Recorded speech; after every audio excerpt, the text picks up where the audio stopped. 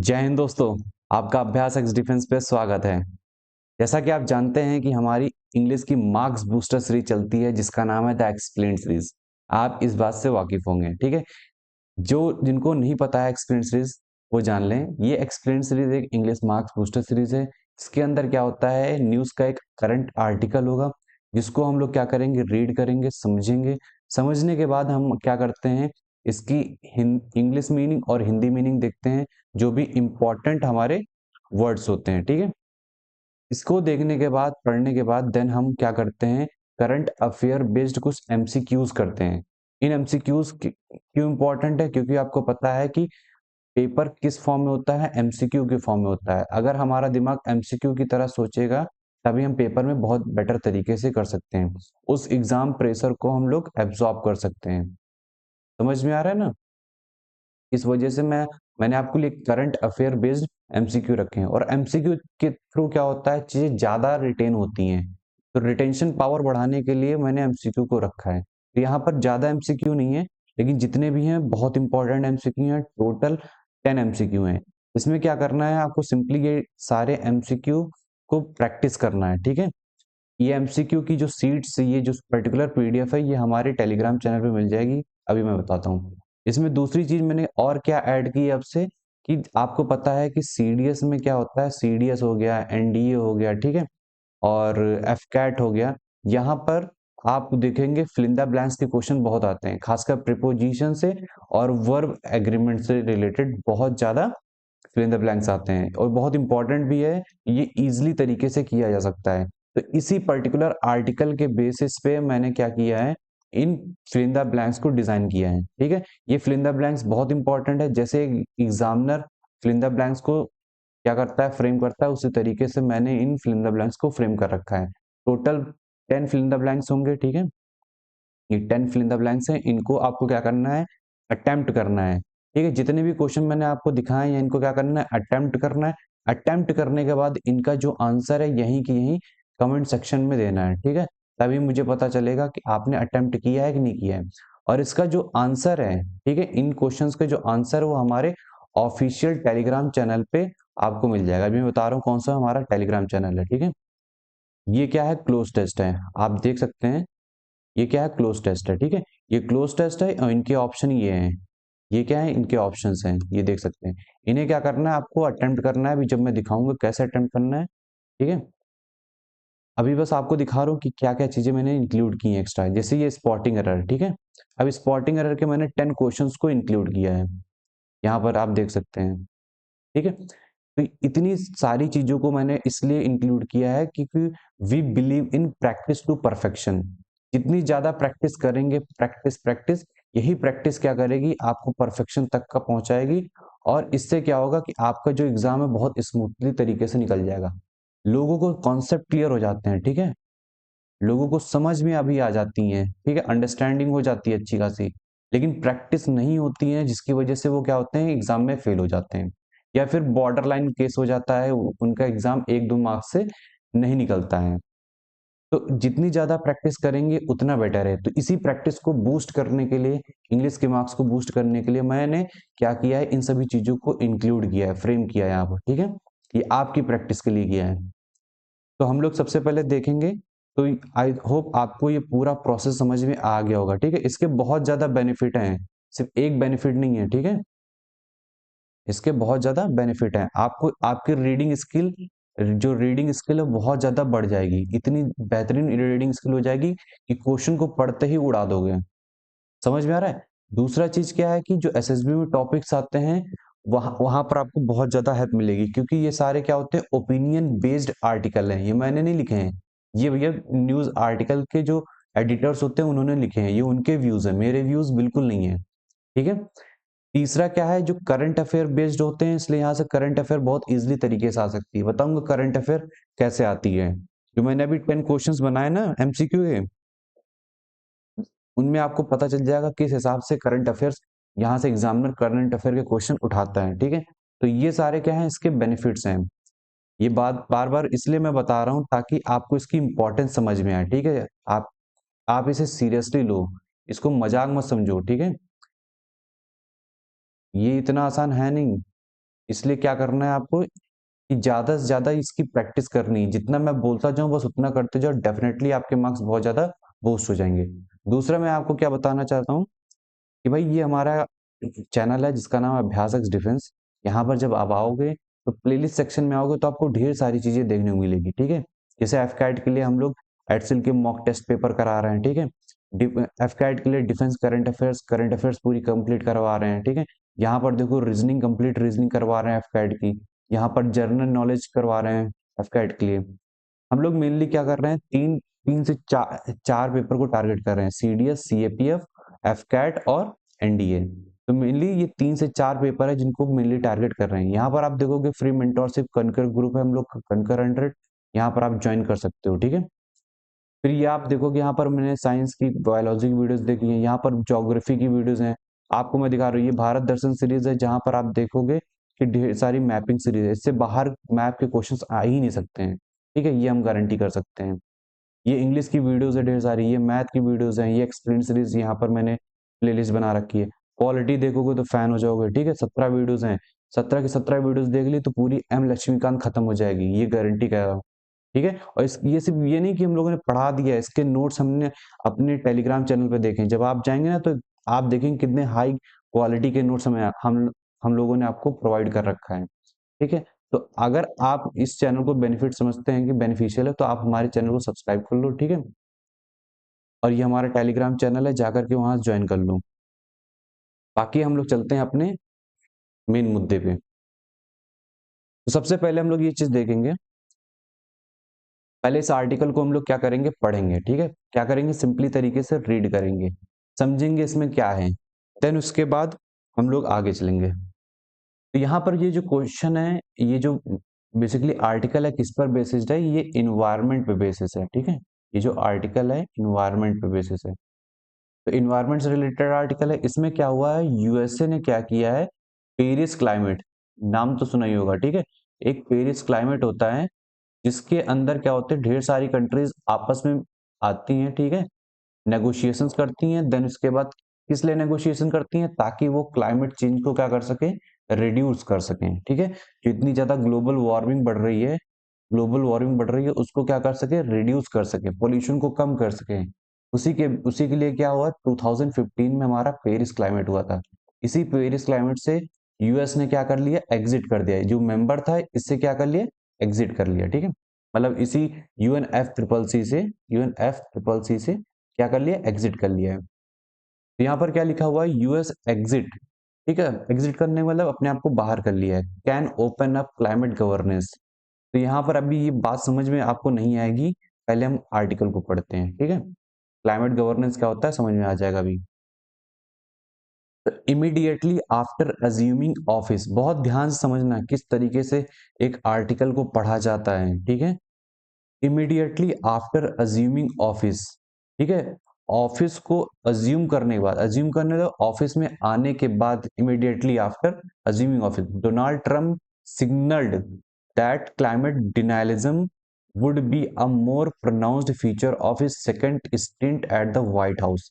क्या बोला जा रहा है कि क्लाइमेट डिनायलिज्म, डिनायलिज्म का मतलब क्या होता है, ये डिनायल करना, ठीक है? रिफ्यूज करना, मना करना। यहाँ पर आप देखिए, क्लाइमेट डिनाइलिज्म का मतलब होता है rejection of climate change science. जो भी क्लाइमेट चेंज साइंस चल रही है, जो भी नेगोशिएशन चल रहे हैं, उनका क्या करना है, रिजेक्शन करना, ठीक है? तो ये जो क्लाइमेट रिजेक्शन किया, देखो यूएस ने क्या किया, एग्जिट किया है। एग्जिट करने का सिंपल सा मतलब है कि वो डिनाई कर रहा है क्लाइमेट चेंज गवर्नेंस से, ठीक है? क्लाइमेट गवर्नेंस से क्या कर रहा है, डिनाई कर रहा है। अब ये क्या होगा, would be a more pronounced means अब ज्यादा मुखर होगा, feature of his second instant eight the White house. आपको पता है कि जो डोनाल्ड ट्रम्प है दूसरी बार प्रेसिडेंट बने ऑफ यूएसए। तो इंस्टेंट का मतलब क्या होता है, इंस्टेंट का मतलब होता है टर्म, ठीक है? इस बार का जो टर्म है इसमें यूएस क्या कर रहा है, इसमें ये क्लाइमेट गवर्नेंस से दूर भाग रहे हैं, ठीक है? क्लाइमेट गवर्नेंस से दूर भाग रहे हैं, क्योंकि क्लाइमेट गवर्नेंस करने के लिए क्या होता है, फंडिंग करनी पड़ती है, रिस्पॉन्सिबल होना पड़ता है, वो यूएस चाहता नहीं है, ठीक है? तो क्लाइमेट गवर्नेंस से दूर भागने के लिए इन्होंने क्या किया है, एग्जिट कर लिया है अपने आप को यूएनएफ ट्रिपल सीसी के मेंबरशिप से, ठीक है? तो अपने जो सेकंड टर्म है, सेकंड इंस्टेंट है, उसमें जो सबसे मेन फीचर है, मोर प्रोनाउंस्ड फीचर मतलब सबसे मेन फीचर है क्लाइमेट डिनाइलिज्म, क्लाइमेट गवर्नेंस को क्या करना, अवॉइड करना, एग्जिट करना। आई होप आपको इतना समझ में आ गया होगा। ठीक है, अब चलते हैं। After withdrawing his country from the Paris climate pact, क्या बोला जा रहा है कि पेरिस क्लाइमेट पैक्ट जो अभी आपको मैंने समझाया है, इस पेरिस क्लाइमेट पैक्ट से विदड्रॉ, विदड्रॉ मीन्स बाहर निकालना, अपने आप को बाहर निकालना, अपनी कंट्री को निकालने के बाद the US president threaten to diminish America's engagement with global environmental compacts and treaties. क्या होता है कि क्लाइमेट चेंज और ग्लोबल वार्मिंग से निपटने के लिए ग्लोबल इन्वायरमेंट कॉम्पैक्ट्स और ट्रीटीज होती हैं, जैसे पेरिस क्लाइमेट है। ठीक है, ये जो पेरिस क्लाइमेट पैक्ट है, पेरिस क्लाइमेट पैक्ट है, ये क्या है, ट्रीटी है, कॉम्पैक्ट है।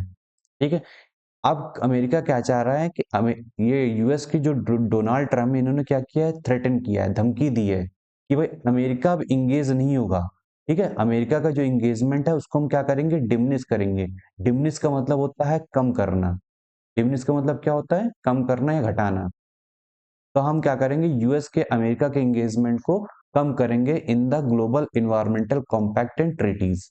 ठीक है, इसी को कम करने के लिए इन्होंने क्या किया है, यूएस ने एग्जिट कर लिया है। ठीक है, आगे चलते हैं। presidential memorandum announcing the US pullback from 66 international organizations, including premier UN agencies for climate negotiations and research, UNFCCC and IPC, is therefore not surprising। क्या बोला जा रहा है कि यूएस जो प्रेसिडेंशियल मेमोरेंडम है, क्या होता है प्रेसिडेंशियल मेमोरेंडम, बेसिकली ये क्या होता है, ऑफिशियल डॉक्यूमेंट होता है जिसमें ये अनाउंस किया गया है। अनाउंसिंग क्या है, यहाँ पर जीरंड है। अनाउंसिंग यहाँ पर क्या है, जीरंड है। तो जीरंड का मतलब क्या होता है, वर्ब की फर्स्ट फॉर्म होती है प्लस आईएनजी लगता है। ठीक है, तो ये क्या कर रहा है, अनाउंस कर रहा है, यूएस ने क्या कर लिया, पुल बैक कर लिया है, अपने आप को खींच लिया है, कितने से, 66 इंटरनेशनल ऑर्गेनाइजेशन से अपने आप को पीछे खींच लिया है। इंक्लूडिंग कौन कौन सी हैं, यूएन की कुछ प्रीमियर एजेंसीज हैं, चाहे वो यूएनएफसीसीसी हो चाहे आईपीसीसी हो। आप देखोगे यूएनएफसीसीसी क्या है, बेसिकली ये यूएन बॉडी है, क्लाइमेट बॉडी है, जो ग्लोबल वार्मिंग से कॉम्बैट करने के लिए बनी है, फॉर्म की गई। कब फॉर्म की गई है, 1992 में इसको फॉर्म किया गया है। ठीक है, ये एक पेरेंट बॉडी है जिसके अंदर ढेर सारे क्लाइमेट एग्रीमेंट्स और ट्रीटीज होती हैं। इसका फुल फॉर्म होता है United nation framework framework convention framework convention on climate change. अगर किसी को इसका फुल फॉर्म नहीं मालूम है तो ये फुल फॉर्म देख सकते हो। तो UN framework convention on climate change होता है इसका। ठीक है, कब स्टैब्लिश हुआ था, 1992 में। ये मेन बॉडी है जो ग्लोबल वार्मिंग से कॉम्बैट करने के लिए बनी है। अब ये क्या है कि ये बोला नॉट सरप्राइजिंग, सरप्राइजिंग नहीं है बिल्कुल। ठीक है, ये क्या है, is therefore not surprising, इसलिए ये सरप्राइजिंग नहीं है। क्यों सरप्राइजिंग नहीं है, क्योंकि ऑलरेडी इन्होंने बोल रखा है कि अमेरिका का इंगेजमेंट कम हो जाएगा। जब अमेरिका का इंगेजमेंट कम हो जाएगा तो जाहिर सी बात है वो इंटरनेशनल ऑर्गेनाइजेशन से अपनी मेंबरशिप को क्या करेंगे, पुल बैक करेंगे। तो पुल बैक हमारा क्या हो गया, एक वर्बल फ्रेज हो गया। यहां पर आपको क्या मिल गया, पुल बैक, एक वर्बल फ्रेज मिल गया कि अपने आप को खींच लेना दूसरी जगह से। ठीक है, it's exit from the UNFCCC will remove the US from international climate diplomacy. अब जो यूएसए ने ये अपने आप को एग्जिट किया है यूएनएफसीसीसी से, ये क्या करेगा, यूएसए को रिमूव कर देगा क्लाइमेट डिप्लोमेसी से। क्लाइमेट डिप्लोमेसी का सिंपल सा मतलब जो नेगोशिएशन चलते हैं क्लाइमेट को रिलेटेड, उन इंटरनेशनल क्लाइमेट डिप्लोमेसी में यूएस का कोई भी हाथ नहीं होगा। मतलब अब यूएस क्या कर सकता है, यूएस कुछ भी नहीं कर सकता है, उसमें कोई इन्फ्लुएंस नहीं कर पाएगा, क्योंकि वो क्या हो गया, मेंबरशिप से हट गया है। ठीक है, अब वो कोई भी इंटरफेरेंस नहीं कर सकेगा। ठीक है, the absence of the absence of American scientist in IPCC could deprive, ध्यान देना, deprive the agency of the state of the art knowledge generated in the countries institutions. क्या बोला जा रहा है, जो अमेरिकन साइंटिस्ट है, जाहिर सी बात है यूएस का विथड्रॉ होने का मतलब है कि जो यूएस के जो साइंटिस्ट होंगे वो क्लाइमेट चेंज को कम करने में पार्टिसिपेट नहीं करेंगे। ठीक है, जो साइंटिस्ट होंगे वो क्लाइमेट चेंज को कम करने के लिए पार्टिसिपेट नहीं करेंगे। तो वही चीज बोला जा रहा है कि अमेरिकन साइंटिस्ट का जो एब्सेंस है वो आईपीसीसी में है, ठीक है।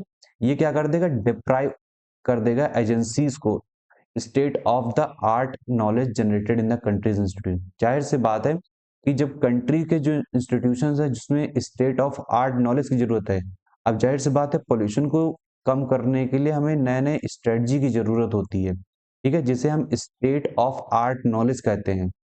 अब इससे क्या होगा कि साइंटिस्ट जब इसमें पार्टिसिपेट ही नहीं करेंगे यूएसए के, तो जाहिर सी बात है कि ये ह्यूज लॉस होगा, खासकर क्लाइमेट डिप्लोमेसी में, ठीक है। क्योंकि ये पार्टिसिपेट नहीं करेंगे तो जो भी इन्वेंशन ये करने वाले थे वो होंगे ही नहीं।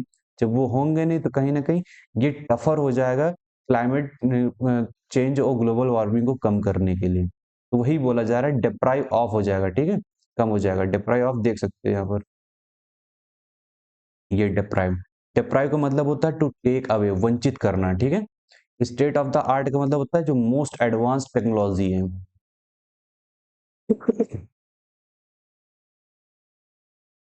This would make global warming mitigation tougher, बोला ना कि इसकी वजह से जब साइंटिस्ट ही नहीं पार्टिसिपेट करेंगे तो ग्लोबल वार्मिंग जो मिटिगेशन है, मिटिगेशन का मतलब क्या होता है, कम करना। मिटिगेशन, ये वर्ड बहुत इंपॉर्टेंट है, ठीक है।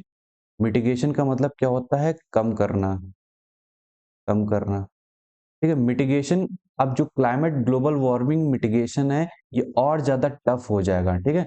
हाउएवर, हाउएवर का मतलब क्या होता है, कंट्रास्ट को दिखाता है। हाउएवर मतलब फिर भी, climate negotiations are testimony to under commitment from the country that has spewed the greatest amount of green house gases. GHG का मतलब होता है ग्रीन हाउस गैसेज होता है। क्या बोला जा रहा है कि क्लाइमेट जो नेगोशिएशंस हो रही हैं इस टाइम, इसके लिए क्लाइमेट नेगोशिएशंस के लिए कॉन्फ्रेंस ऑफ पार्टीज होता है, आपने देखा होगा, नाम सुना भी होगा, कॉन्फ्रेंस ऑफ पार्टी 2019 29, ठीक है। तो कॉन्फ्रेंस ऑफ पार्टीज होती हैं तो इनमें क्लाइमेट नेगोशिएशंस होते हैं। ये क्या है, टेस्टिमनी है। टेस्टिमनी का मतलब होता है प्रूफ है, किस चीज के, under commitment from the country that has spewed the greatest amount of green house gas. अब यूएसए क्या है, greatest amount of green house gas generate किया है, ठीक है। जितनी भी कंट्रीज हैं उन सभी कंट्रीज को में देखोगे तो सबसे ज्यादा ग्रीन हाउस गैस किसी ने एमिट किया है तो वो यूएसए ने किया है। अब यहीं पर बोला जा रहा है कि ये अंडर कमिटमेंट को दिखाता है। यूएसए अपने आप को एग्जिट कर रहा है तो इसका मतलब क्या है, ये इसके अंडर कमिटमेंट को शो कर रहा है कि इतना greatest amount of green house gas generate करने के बावजूद भी, एक स्पीड मतलब करने के बावजूद भी ये क्या कर रहा है, ये अंडर कमिटमेंट दिखा रहा है, ये फंडिंग नहीं कर रहा है, अपने आप को एग्जिट कर रहा है। इसकी वजह से क्या हो रहा है कि ये प्रूफ हो रहा है कि ये अंडर कमिटमेंट का एक प्रूफ है, ठीक है, कि क्लाइमेट नेगोशिएशन से दूर भागना, इन सब चीजों से एग्जिट लेना, तो ये सब क्या दिखाता है, ये टेस्टिमनी है, प्रूफ दिखाता है कि क्लाइमेट नेगोशिएशन किस तरीके से हो रहे हैं। American withdrawal from environmental treaties should therefore be seen as a chance to reimagine the climate governance architecture। ये बहुत ही इंपॉर्टेंट लाइन है, ठीक है। इंपॉर्टेंट क्या है कि इस पर्टिकुलर आर्टिकल की बहुत इंपॉर्टेंट लाइन है, आप ध्यान सुनो। इसमें क्या लिखा हुआ है कि जो अमेरिका ने विथड्रॉ किया है अपने आप को इन्वायरमेंटल ट्रीटीज से, ठीक है, इन्वायरमेंटल ट्रीटीज से जो अपने आप को विड्रॉ किया है उसको किस तरीके से देखना चाहिए, should therefore be seen as एक चांस है, एक अपॉर्चुनिटी है हम लोग के लिए कि हम अपने क्लाइमेट गवर्नेंस आर्किटेक्चर को फिर से री इमेजिन कर सकते हैं, रीथिंक कर सकते हैं। क्योंकि अब क्या होगा कि यूएसए का कोई भी इंटरफेरेंस नहीं होगा, तो जब इंटरफेरेंस नहीं होगा तो हम लोग जो इंटरफेरेंस था उसको हटा करके हम अपने क्लाइमेट गवर्नेंस आर्किटेक्चर को फिर से री इमेजिन कर सकते हैं, रीस्ट्रक्चर कर सकते हैं, रीथिंक कर सकते हैं, ठीक है। ये कौन कह रहा है, एडिटर कह रहा है कि एक चांस है, ये अपॉर्चुनिटी है, हमें पॉजिटिव तरीके से इसे लेना चाहिए, ठीक है। द फर्स्ट, आपका कैसे लेगा, चांस कैसे होगा, the first task now should be to calibrate the deficits caused by the US withdrawal. इसका मतलब क्या बोला जा रहा है कि जो हमारा पहला टास्क होना चाहिए, अब जो पहला टास्क होना चाहिए कि भाई यूएस विथड्रॉल की वजह से जो डेफिसिट होगा, अब यूएस विथड्रॉल की वजह से डेफिसिट कैसे होगा, अब यूएस क्या करेगा भाई, जाहिर सी बात है कोई भी मेंबर कंट्रीज होती हैं वो फंडिंग करती हैं, ठीक है। खासकर जो डेवलप्ड कंट्रीज होती हैं वो क्या करती हैं, क्लाइमेट चेंज से निपटने के लिए क्या करती हैं, फंडिंग करती हैं। फिर जो यूएस विथड्रॉ हो गया तो ये फंडिंग भी रुक जाएगी, तो इससे क्या होगा कि डेफिसिट पैदा हो जाएगा। डेफिसिट का मतलब क्या होता है, कमी होता है। इससे क्या होगा, डेफिसिट पैदा हो जाएगा। इस डेफिसिट से निपटने के लिए हमें क्या करना पड़ेगा, कैलिब्रेट करना पड़ेगा। कैलिब्रेट का मतलब क्या होता है, कैलिब्रेट का मतलब होता है टू एडजस्ट, ठीक है। कैलिब्रेट का मतलब होता है एडजस्ट, प्रिसाइसली प्रिसाइसली तरीके से क्या करना है, हमें एडजस्ट करना है। तो आप देखोगे ये पहला टास्क ये है कि यूएस विड्रॉल का जो डेफिसिट हुआ है उसको हम क्या करना है, एडजस्ट करना है, उससे निपटना है। देन उसके बाद कुछ आगे करना है। The green climate fund and the adaptation, the green climate fund and adaptation fund were in poor health even before Trump's presidency. क्या बोल रहे हैं कि एक जो ग्रीन क्लाइमेट फंड इसी के अंदर बनाया गया है, ठीक है, फंड बनते हैं आपको पता ही है। ट्रम्प की प्रेसिडेंसी मतलब ट्रम्प के प्रेसिडेंट बनने से पहले भी इसकी जो हालत थी वो बहुत खराब थी, पुअर थी, ठीक है। The recently operationalised loss and damage fund, बहुत इंपॉर्टेंट है ये, ठीक है। करंट अफेयर के उससे देखोगे तो बहुत ज्यादा इंपॉर्टेंट है। पूछ लेगा कि लॉस एंड डैमेज फंड क्या है, तो यूएनएफ ट्रिपल सी के अंदर क्या है, क्लाइमेट चेंज से निपटने के लिए ये लॉस एंड डैमेज फंड बनाया गया था, ठीक है।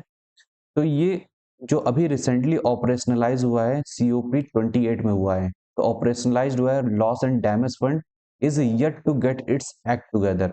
अभी तक ये loss and damage fund fully तरीके से क्या है, वर्क नहीं किया है, ठीक है। अभी भी क्या है, yet to get its act together, एक साथ एक्ट करने की जरूरत है, ठीक है। ये जो क्लाइमेट फंड ये है और ये दोनों फंड एक साथ मतलब कि एक साथ वर्क करने की जरूरत है, to act together. The US has been a historic defaulter. Historic defaulter का मतलब होता है कि भाई ये बहुत पहले से ही बहुत ज्यादा, आपको पता है कि यूएसए बहुत पहले ही फ्री हो गया था, तब से क्या है इसके यहाँ मैन्युफैक्चरिंग इंडस्ट्रीज लग रही हैं, वो बहुत ज्यादा ग्रीन हाउस गैस एमिशन किया है, तो ये क्या है, हिस्टोरिक डिफॉल्टर बन चुका है, ठीक है। मतलब इसने इतना एमिशन किया है लेकिन उसके बदले क्या है, एक ज्यादा पैसे नहीं दिए, बहुत कम पैसे दिए हैं, ठीक है। तो इसलिए बोला जा रहा है कि ये हिस्टोरिक डिफॉल्टर है। फिर भी दो, दो क्या है, दो ऑल दो हाउवर, ये सब क्या दर्शाते हैं, ये सब कंट्रास्ट को दर्शाते हैं, ठीक है। तो फिर भी जो जो बाइडेन थे, जो ट्रंप से पहले जो अमेरिका के जो प्रेसिडेंट थे, इनका नाम था जो बाइडेन। जो बाइडेन की प्रेसिडेंसी में देखा जाए तो did salvage Washington's reputation to an extent. Joe Biden ने काफी हद तक इन नेगोशिएशंस में पैसा दिया है, फंडिंग की है, जिससे वॉशिंगटन की रेपुटेशन कुछ हद तक बन पाई है, जिसको ट्रंप ने आते ही क्या है उसको खराब कर दिया है, ठीक है। जो बाइडेन ने कुछ हद तक ये रेपुटेशन बनाई थी उसको और क्या है, खराब कर दिया है। The contributions of other developed countries have also, ध्यान दे देना, have also rarely matched their economic cloud. Economic cloud का मतलब होता है फाइनेंशियल पावर। कहने कहने का मतलब क्या है कि जो हमारी अदर डेवलप्ड कंट्रीज हैं उनका जो कंट्रीब्यूशन है वो भी बहुत कम रहा है। उन्होंने अपनी फाइनेंशियल पावर के अकॉर्डिंग या इकोनॉमिक पावर के अकॉर्डिंग उन्होंने फंडिंग नहीं की है, बहुत रेयरली मैच किया है, बहुत कम मैच किया है, ठीक है। बहुत कम कंट्रीज ने दिया है, ना के बराबर। इकोनॉमिक क्लाउड का मतलब होता है फाइनेंशियल पावर, ठीक है। आप यहां देख सकते हो economic cloud, economic cloud, economic cloud का मतलब होता है फाइनेंशियल पावर, ठीक है। उसके अकॉर्डिंग इन्होंने काम नहीं किया है। Several western European countries have slashed their aid budgets considerably in the last few months. क्या बोला जा रहा है, कुछ जो वेस्टर्न यूरोपियन कंट्रीज हैं उन्होंने क्या किया है, स्लैश कर दिया है, क्या कर दिया कम, एड बजट्स। तो क्लाइमेट फंडिंग में जो एड का मतलब होता है हेल्पिंग, जो बजट्स होता है उन्हें हेल्प करने के लिए जो फंडिंग की जाती है, तो उस एड बजट को क्या कर दिया, स्लैश कर दिया। स्लैश का मतलब होता है कम कर दिया है, तो बहुत ज्यादा कम कर दिया है लास्ट फ्यू मंथ्स में। देख रहे हो लोग, कंट्रीज क्या कर रही हैं, बचने के लिए क्या कर रही हैं, अपने बजट्स को क्या कर रही हैं, कम करती चली जा रही हैं। एक minute. Hmm. The problem is also that middle income countries tend to be the greatest beneficiaries of climate finance. Basically सारा जो मुद्दा चल रहा है ना, ये सारी जो लड़ाई चल रही है वो क्लाइमेट फाइनेंस को लेकर के चल रही है। ठीक है, मैं आपको बता रहा हूँ ये जो सारी लड़ाई चल रही है ना वो क्लाइमेट फाइनेंस को लेकर चल रही है। भाई जैसे हम लोग अब दो नॉर्मली देखते हैं लोग पैसा देने से कतराते हैं, तो इसी तरीके से वहां भी कंट्रीज क्या है कतरा रही हैं। बेसिकली क्या है कि डेवलप्ड कंट्रीज को ध्यान समझना, डेवलप्ड कंट्रीज क्या करती हैं, डेवलप्ड कंट्रीज को फंडिंग करनी है। किसको फंडिंग करनी है? जो हमारी डेवलपिंग कंट्रीज हैं। ठीक है, जो हमारी डेवलपिंग कंट्रीज हैं उनको फंडिंग करनी है। क्यों फंडिंग करनी है? क्योंकि डेवलप्ड कंट्रीज ने सबसे ज्यादा ग्रीन हाउस गैस का इमिशन किया है, इसलिए रिस्पॉन्सिबल कौन है? ये हैं। अब जब रिस्पॉन्सिबल हैं तो इन्हें भाई फंडिंग भी करनी पड़ेगी। फंडिंग क्यों करनी है? ताकि हम क्या करें, डेवलपिंग कंट्रीज में ज्यादा से ज्यादा प्रोजेक्ट्स को, जो क्लाइमेट प्रोजेक्ट हैं जैसे सोलर पैनल लगाना, ठीक है, जो भी डिजास्टर है उनसे निपटना, इन सब चीजों से बचने के लिए क्या करना है, इनको फंडिंग करनी पड़ेगी। ठीक है, लेकिन ये फंडिंग करना नहीं चाहती हैं डेवलप्ड कंट्रीज।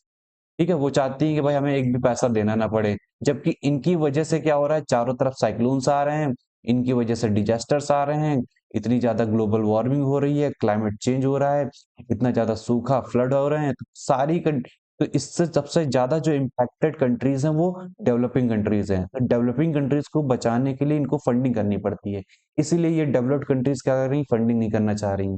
इसीलिए यूएसए ने क्या कर लिया है, अपने आप को एग्जिट कर लिया है। तो वही चीज बोला गया है कि the problem is also that middle income countries tend to be the greatest beneficiaries of climate finance. इस क्लाइमेट फाइनेंस में सबसे बड़ी जो बेनिफिशरीज होंगी, ठीक है, जो सबसे ज्यादा जिनको बेनिफिट होगा वो मिडिल इनकम कंट्रीज हैं। अब मिडिल इनकम कंट्रीज में इंडिया भी आता है, ध्यान रखना, मिडिल इनकम कंट्रीज में इंडिया भी आता है। तो सब क्लाइमेट फाइनेंस में सबसे ज्यादा इन्हीं को फायदा होगा, इसीलिए इनको प्रॉब्लम हो रही है। अब क्या हो रहा है, डेवलप्ड कंट्रीज हो रही है, सोच रही है कि भाई हमारा नुकसान हो रहा है।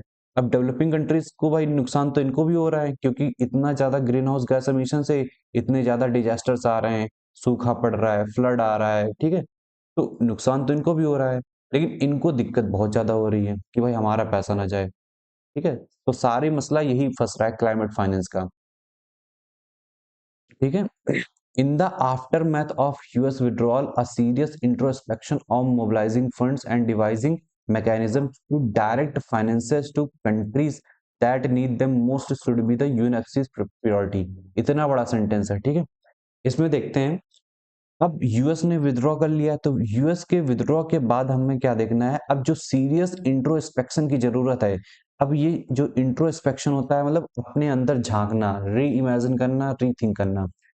किस पे इंट्रोस्पेक्शन करने बोल रहा है कि भाई जो भी हमारे पास फंड्स आएंगे उसको कैसे मोबिलाइज करना है। मतलब जैसे मान लीजिए हमारे पास इतना पैसा आया है, तो इसको किसको किसको देना है, किसको किसको डिस्ट्रीब्यूट करना है। ठीक है, किस मैकेनिज्म के थ्रू क्या करना है, इस फंड को देना है। ठीक है, ताकि उस कंट्री को मिल सके जिनको सबसे ज्यादा इसकी जरूरत है। जैसे जो छोटी छोटी आइलैंड कंट्रीज हैं, ठीक है, जैसे मालदीव्स है सपोज दैट। ठीक है, अब मालदीव्स क्या है, मालदीव्स एक आइलैंड कंट्री है। अब जाहिर सी बात है कि ग्लोबल वार्मिंग बढ़ रही है, ग्लोबल वार्मिंग से सी लेवल राइज बहुत होगा, सी लेवल राइज बहुत ज्यादा। जब सी लेवल राइज होगा तो जाहिर सी बात है जितनी भी आइलैंड कंट्रीज है वो कहीं ना कहीं डूब जाएंगी, और वो डूब गई तो पूरा का पूरा नेशन खतरे में आ गया। तो कहने का मतलब है कि ऐसे नेशन को बचाने के लिए हमें फंडिंग की जरूरत है सबसे ज्यादा। ठीक है, और छोटी मोटी नहीं, बिलियन डॉलर्स में, ट्रिलियन डॉलर्स में हमें जरूरत है फंडिंग की। तो ऐसे देशों को बचाने के लिए क्या करना पड़ता है, सबसे पहले इन देशों को मिलना चाहिए, इंडिया से पहले क्या है, इन देशों को मिलना चाहिए। ऐसी कुछ आइलैंड कंट्रीज होती हैं, आप साउथ ईस्ट एशिया में भी देख सकते हो, बहुत ढेर सारी आइलैंड कंट्रीज देखने को मिल जाएंगी, खासकर पैसिफिक ओशन में। तो उन कंट्रीज को बचाने के लिए हमें सबसे पहले इन कंट्रीज को पैसा देना है। ठीक है, तो वही चीज बोल रहा है, ये मैं नहीं बोल रहा हूँ, ये एडिटर बोल रहा है। ठीक है, तो ये यूएनएफ ट्रिपल सी की प्रायोरिटी होनी चाहिए, क्योंकि यूएनएफ ट्रिपल सी ही डिसाइड करेगा किसको पैसा देना है किसको नहीं देना है। देन उसके बाद देखते हैं, middle income countries have the institutional capacity to execute major climate project. अब जितनी भी मिडिल इनकम कंट्रीज हैं मोस्टली में क्या है, उनके पास कैपेसिटी है, उनके पास पावर भी है, कैपेसिटी भी है, कि भाई अगर उन्हें फंडिंग मिली तो वो जो मेजर क्लाइमेट प्रोजेक्ट है उनको एग्जीक्यूट कर देंगे। फॉर एग्जाम्पल कहीं पर मुझे क्या लगाना है, सोलर पावर लगाना है, इंडिया के पास इतनी ज्यादा कैपेसिटी इस टाइम हो गई है कि भाई इंडिया बहुत बड़े लेवल पे सोलर पावर को जनरेट कर सकता है, क्योंकि हमारे पास कैपेसिटी बिल्ड हो चुकी है। हमें बस किसकी जरूरत है, हमें पैसों की जरूरत है, फंडिंग की जरूरत है। But that means multilateral organisation need to find ways to mitigate the disadvantages of other nation in the global south. क्या बोला जा रहा है, इसका मतलब क्या है कि जो मल्टीलेटरल ऑर्गेनाइजेशन है, चाहे यूएन या ट्रिपल सी हो, मल्टीलेटरल का मतलब होता है कि ढेर सारी कंट्रीज का ग्रुप होना, ठीक है। तो मल्टीलेटरल ऑर्गेनाइजेशन को ये समझने की, ये तरीके ढूंढने की जरूरत है, ताकि जो ग्लोबल साउथ में जो नेशंस हैं, ग्लोबल साउथ में जो नेशंस हैं, उनको जो नुकसान हो रहा है उसको कम किया जा सके, ठीक है। उनको जो नुकसान हो रहा है कम किया जा सके। मान लीजिए कोई कंट्री बहुत ज्यादा, मान लीजिए कोई कंट्री जो है बहुत ज्यादा जिसको प्रॉब्लम हो रही है, डिजास्टर आ रहे हैं, ठीक है, सुनामी आ रही है, कुछ भी आ रहा है, तो हमें क्या करना है, सबसे पहले उस कंट्री को बचाना है। ये क्या है, यूएन ट्रिपल सी की प्रायोरिटी होनी चाहिए। तो सबसे पहले इसको बचाएंगे, फिर उसके बाद जो लीस्ट होगा फिर उसको बचाएंगे। तो कहने का सेंस यही है कि इस डिसएडवांटेज को क्या करना है, नुकसान को कम करना है। इन रिसेंट ईयर्स, हाल के सालों में, India has spoken of using the International Solar Alliance to build capacities in poor countries. India ने क्या बोला, ध्यान से समझना, ये बहुत इंपॉर्टेंट है याला। International solar alliance, very important for your current affair, ठीक है, ये न्यूज में रहता ही रहता है।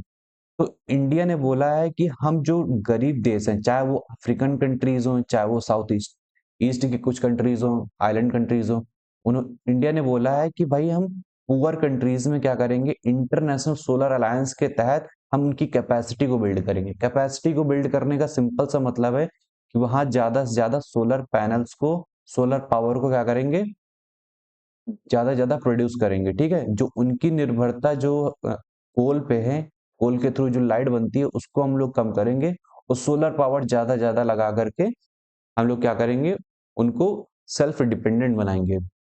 तो वही चीज बोला जा रहा है, ठीक है। किसके तहत, इंटरनेशनल सोलर अलायंस। अब इंटरनेशनल सोलर अलायंस में ढेर सारी कंट्रीज हैं, ठीक है, मोर देन 50 कंट्रीज हैं। The US has exerted the international solar, US ने देखो इंटरनेशनल सोलर अलायंस से भी अपने आप को क्या कर लिया है, एग्जिट कर लिया है। But it never give any assistance to the alliance. Exit तो कर लिया है, लेकिन कभी क्या है, इसको असिस्टेंस नहीं दिया, कभी पैसा नहीं दिया है इस पर्टिकुलर अलायंस को। इस अलायंस को सबसे पहले इंडिया और फ्रांस ने मिलकर के स्टार्ट किया था, ठीक है, इंटरनेशनल सोलर अलायंस को। इसमें अब क्या है, मोर देन 50 प्लस कंट्रीज हैं। यूएसए ने इससे विड्रॉ कर लिया अपने आप को, और कभी भी इसको क्या है, हेल्प नहीं की है। असिस्टेंस का मतलब होता है हेल्प नहीं किया है, फंडिंग नहीं की है। The churn in the climate architecture is an opportunity for the grouping to come into its own. To come to its own मतलब अब खुद के अब किसी का ज्यादा इंटरफेरेंस ना रहना चाहिए, ठीक है।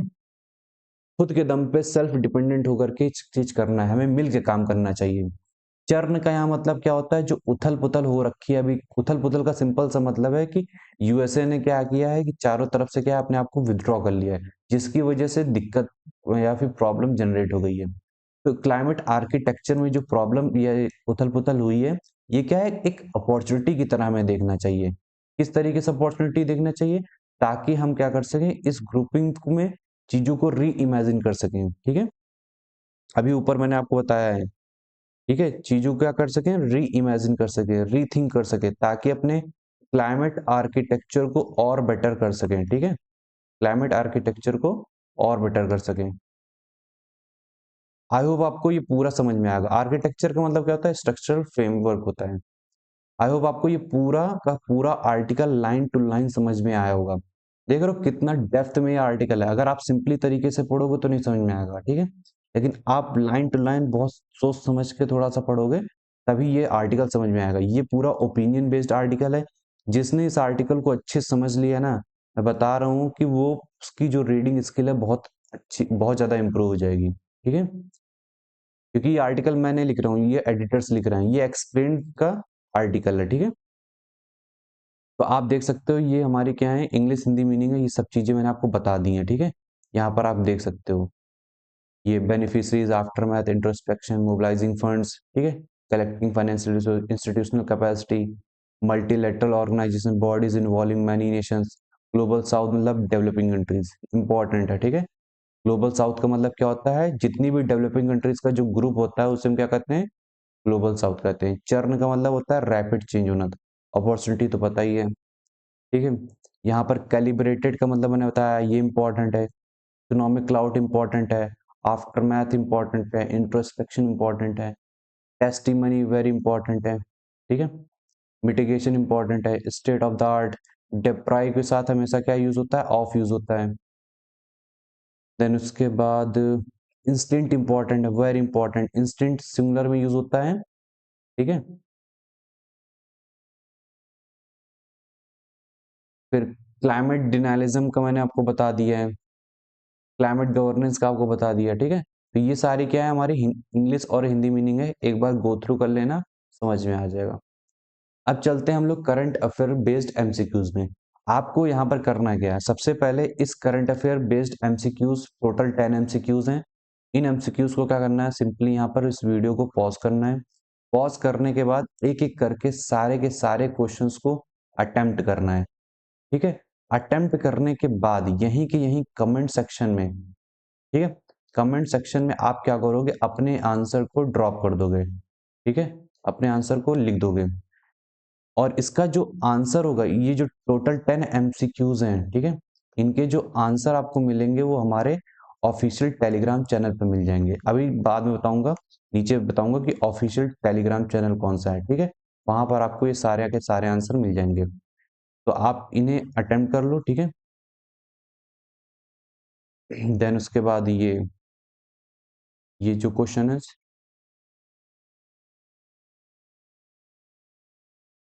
8 फिर 9, ठीक है।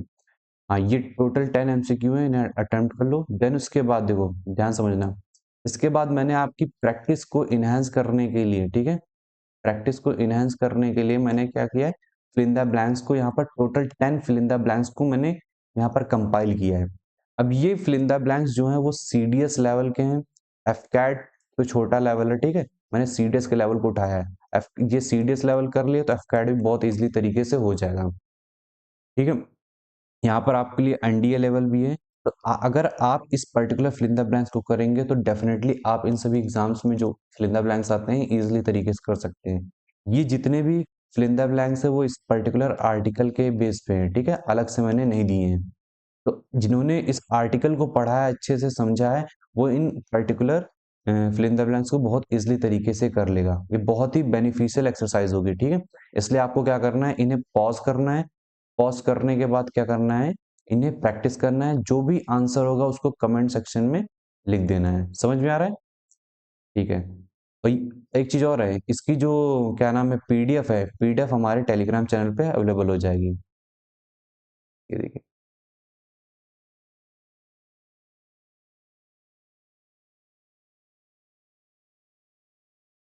ये total 10 fill in the blanks हो गए। अब आपकी प्रैक्टिस को और ज्यादा करने के लिए मैंने क्या है, क्लोज टेस्ट भी दिया है, ठीक है। ये क्लोज टेस्ट एक्सक्लूसिवली देखोगे तो 2 एग्जाम में ज्यादा आता है, 2 या 3 एग्जाम में आता है, ठीक है। सबसे पहले जो आता है सीडीएस में टोटल 10 क्वेश्चंस या 15 क्वेश्चंस आते हैं क्लोज टेस्ट के। दूसरा जो आता है वो एनडीए में भी क्लोज टेस्ट आ जाता है, ठीक है। तीसरा है एफकैड में बहुत छोटा सा क्लोज टेस्ट आता है, ठीक है। अगर आप इस क्लोज टेस्ट को कर लोगे तो मैं 100% श्योरिटी के साथ कह सकता हूँ कि आपके एक भी क्लोज टेस्ट के क्वेश्चन गलत नहीं होंगे, सभी के सभी क्या होंगे, राइट होंगे, 100% एक्यूरेसी होगी, क्योंकि जो एफकैट का जो क्लोज टेस्ट आता है बहुत इजी आता है, ठीक है। तो ये जो मैंने बनाया है ये पूरा आर्टिकल बेस्ड है, ठीक है। इसी तरीके से एग्जामिनर क्या करता है, आर्टिकल बेस्ड भी क्लोज टेस्ट दे देता है। अब देखो यहाँ पर क्या है, बीच बीच में आप फिल द ब्लैंक्स दिख रहे हैं, ठीक है, ये ब्लैंक्स देखने को मिल रहे होंगे। इन्हें क्या करना है, इन ऑप्शंस के थ्रू, इन ऑप्शन के थ्रू आपको क्या करना है, फिल करना है। तो इस इन 4 ऑप्शन में से जो भी सही होगा, ठीक है, जो भी सही होगा, एक मिनट, ठीक है, इस इन 4 ऑप्शन में से जो भी ठीक होगा उनको आपको क्या करना है, चूज करना है। समझ में आ रहा है। इन्हें चूज करने के बाद यहाँ पर जो भी आंसर होगा उसको कमेंट सेक्शन में आप लिखोगे। समझ में आ रहा है। देन उसके बाद अब देखो कितनी ज्यादा यहाँ से प्रैक्टिस हो जा रही है। देन उसके बाद हम लोग देखेंगे स्पॉटिंग एरर्स का। आप लोग ढूंढते हो ना स्पॉटिंग एरर्स के अलग अलग तरीके से, क्वेश्चन के अलग अलग जगह से। आपको यहीं पर सारे स्पॉटिंग एरर के क्वेश्चन मिलेंगे। टोटल 10 क्वेश्चंस आपको देखने को मिलेंगे, ठीक है, इस टाइप से। एक ये क्या होता है, पूरा सेंटेंस है, यहाँ से स्टार्ट लेकर यहाँ से स्टार्ट होगा, यहाँ पर खत्म होगा। अब आपको बताना है कि इन 4 ऑप्शन में से कौन से पर्टिकुलर इसमें गलती है, एरर किस में है, ठीक है। और वो एरर कौन सा है ये भी बता देना, ठीक है। इसका जो आंसर है वो हमारे टेलीग्राम चैनल पे अवेलेबल होगा। मैं 100% श्योरिटी के साथ कह रहा हूँ कि जिसने इस पर्टिकुलर आर्टिकल को पढ़ा ना, वो सभी के सभी क्वेश्चंस को सही करेगा, जबकि ये टफ लेवल के क्या हैं, हमारे स्पॉटिंग एरर्स हैं, ठीक है। तो आप इन्हें पॉज करिए और इन्हें अटेम्प्ट करिए। आप अगर अटेम्प्ट करेंगे तभी आपकी प्रैक्टिस हो पाएगी, ठीक है। मैंने अपना काम कर दिया है, आपको अपना काम करना है। अगर जाहिर सी बात है वर्दी लेनी है, एकेडमी में जाना है, तो ये चीज़ करना होगा, ठीक है। और कोई चारा नहीं है, कोई शॉर्टकट नहीं है, आपको प्रैक्टिस करनी ही होगी। मैं क्वेश्चन दे रहा हूँ, आप देखो, मेरा काम है क्वेश्चंस देना, ठीक है, क्वेश्चन की प्रैक्टिस कराना। उन क्वेश्चन को क्या करना, अटेम्प्ट करना आपका काम है, ठीक है। अटेम्प्ट करना आपका काम है, जो भी अटेम्प्ट करने में प्रॉब्लम आ रही है, डाउट पूछना आपका काम है, डाउट को क्लियर करना मेरा काम है। तो आप अपना काम करिए, बाकी हम पे छोड़ दीजिए, ठीक है। डेफिनेटली मैं कह रहा हूँ गारंटी के साथ आपके बहुत अच्छे मार्क्स आएंगे पेपर में। तो जो मैं आपको बता रहा हूँ कि जो हमारा टेलीग्राम चैनल है वो अभ्यास एक्स डिफेंस चैनल है, ठीक है। अभ्यास एक्स डिफेंस ऑफिशियल लिखा हुआ है, ठीक है, इस चीज को ध्यान रखना। ये हमारे कमेंट सेक्शन में दिख जाएगा, या फिर हमारे चैनल पे जा करके भी, वहां से भी डायरेक्ट लिंक पे ज्वाइन कर सकते हो। अब ये जो हमारा जो टेलीग्राम चैनल है, इसके जब अंदर आओगे तो आपको तीन, कम से कम 2 ग्रुप देखने को मिलेंगे, ये ग्रुप और ये ग्रुप देखने को मिलेगा। ये तो एक्सक्लूसिव ग्रुप होता है, जिसके अंदर हम लोग 1 टू 1 मेंटोरशिप प्रोवाइड करते हैं थ्रू जूम मीटिंग और अदर चीजें, ठीक है। ये एक्सक्लूसिव ग्रुप होता है, मेंटोरशिप ग्रुप है। इसके अंदर भी हम लोग मेंटोरशिप प्रोवाइड करते हैं। स्पेशल फोकस ग्रुप है for CDS1 2026, special focus group for CAPF 2026। अब इसके अंदर हम लोग क्या है कि आप जो भी डाउट्स पूछोगे, यहाँ पर आप सबसे इंपॉर्टेंट क्या है, आप मैसेज कर सकते हो, ठीक है। जो भी आपके डाउट्स हैं वो मैसेज के थ्रू करोगे, वहीं के वहीं एज सुन एज पॉसिबल हम लोग आपके डाउट्स को वहीं के वहीं क्लियर कर देंगे, ठीक है। बस क्या है कि इनका लिंक वहीं के वहीं पड़ा हुआ है। पहले आपको इस पर्टिकुलर टेलीग्राम चैनल को ज्वाइन करना है, वहां पर आपको इन 2 चैनल्स के क्या करेंगे, लिंक मिल जाएंगे, आप इन्हें भी ज्वाइन कर लेना। यहाँ पर आप मैसेज नहीं कर सकते हो, यहाँ पर आप अपने डाउट्स और मैसेज कर सकते हो, ठीक है। वहां पर आप पूछ सकते हो। समझ में आ रहा है? ये हमारा व्हाट्सएप चैनल है, इसे ज्वाइन कर लेना। यहाँ पर आपको कंटेंट मिल जाएगा। ये हमारा इंस्टा अकाउंट है, इसको भी आप ज्वाइन कर लेना। और ये मेरा पर्सनल नंबर है, अगर कोई डाउट है तो आप पूछ सकते हो, ठीक है। तो आज के लिए बस इतना ही। ठीक है, फिर चलते हैं। जय हिंद।